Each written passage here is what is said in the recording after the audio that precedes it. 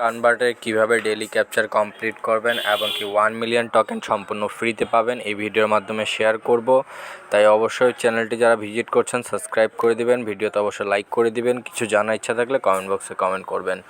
1 million token আপনি capture complete করার সাথে সাথে পাবেন। ক্যাপচার অপশানে ক্লিক করবেন, ক্লিক করার পরে প্রথমে আপনাকে ডট ডট ড্যাশ ডট চলে আসবে এফ, তারপর ডট ডট চলে আসবে আই, তারপর ডট ড্যাশ চলে আসবে এ, তারপরে ড্যাশ।